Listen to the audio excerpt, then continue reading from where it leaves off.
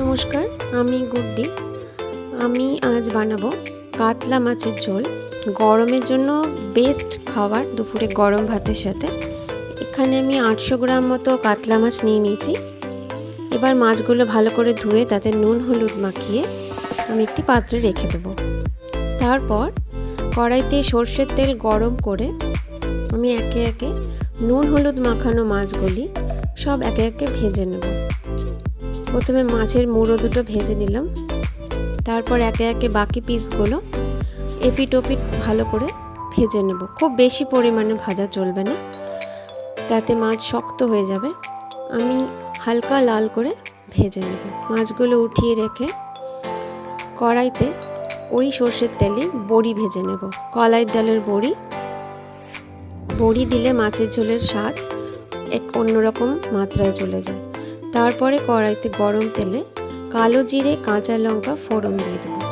ফোড়নটা নাড়াচাড়া করে তারপর কেটে রাখা আলুগুলো আমি কড়াইতে অ্যাড করে দেবো। আলুগুলো হালকা করে ভেজে নিয়ে আমি আলাদা করে আর হলুদ অ্যাড করবো না। আলুগুলো ভালো করে ভেজে তাতে আমি বেগুন অ্যাড করে দেবো।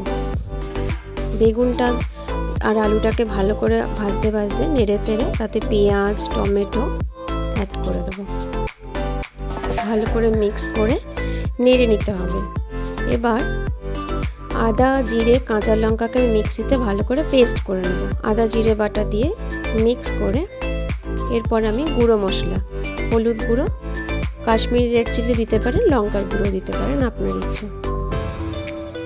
কালারের জন্য কাশ্মীরি রেড চিলিটা বেস্ট, যেহেতু আমি কাঁচা লঙ্কা বাটা দিয়েছি। এরপরে স্বাদ মতো নুন, অল্প একটু গরম জল অ্যাড করে আবারও ভালো করে আমি মশলাগুলো মিক্স করে নেব।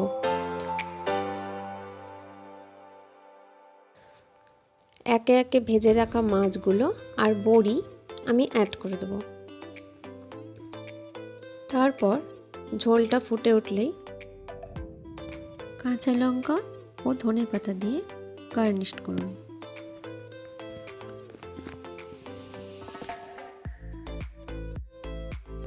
তাহলে তৈরি হয়ে গেল কাতলা মাছের পাতলা করে ঝোল।